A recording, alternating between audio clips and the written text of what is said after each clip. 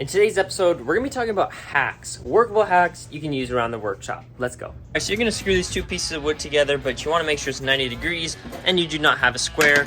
Here's what you do. It's called the 3-4-5 rules. You can measure 3 inches this way, 4 inches this way, and it's got to be 5 inches across. And I'll show you that this works. Here, we've got a square that's got all the measurements already on it. You got 4 inches here, 3 inches there.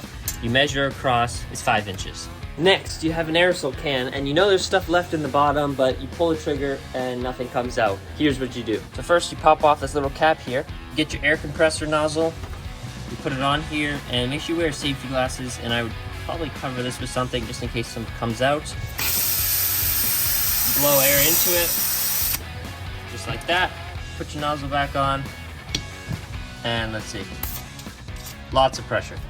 So if you're trying to measure this piece of wood and make a line in the middle, but you don't know how to divide 1.5 or whatever the measurement is, you just rotate the tape until you get to the measurement you do know how to divide, and then you just make a mark in the middle of that, and that will be the middle of your piece of wood. Next, let's say you have a circle. This one's just drawn, it's not actually cut out, but you want to find the center. How do you find the center of a circle? If you measure across, you don't know if you're perfectly in the center or not. So I'm gonna show you how to do it. So what you can do is measure across the bottom of the circle from an edge to an edge. This is from 0 to 6 inches. You're gonna mark the center, 3. You're gonna get your square, put it on the line, and make a mark around somewhere in the middle. Measure again somewhere else across, draw across, mark the center, and then you're gonna mark where it intersects with the center. Do that one more time. And there you go. You can see this is the center right here. If you're trying to make a perfect line, 90-degree line across a piece of wood, do you know that most saws have a 90-degree angle built in right here?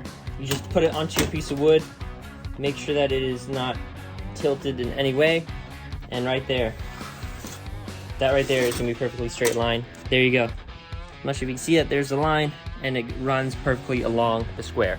Next, if you're using a drill and you're trying to drill into something and you want to make sure that it's level, here's what you do. Get a piece of wood, draw a line on it, just clamp this onto whatever you're working on, and then when you're drilling, just make sure the drill bit is level with that line. Next quick tip, how to bend steel pipe with no kinks. I actually have a whole entire YouTube video on that. It's like a couple minutes long. Go to my YouTube channel and you can watch it there. Next, you can use wrenches and hook them together, make it longer so you can have more leverage when turning on a bolt. Just like this. Right here we have a bolt, or this side is a nut. You put this on if you don't have enough strength to turn it. What you can do is you can just hook the next wrench into it like that, and then you have more leverage and you can twist it. And it also works the other way for tightening.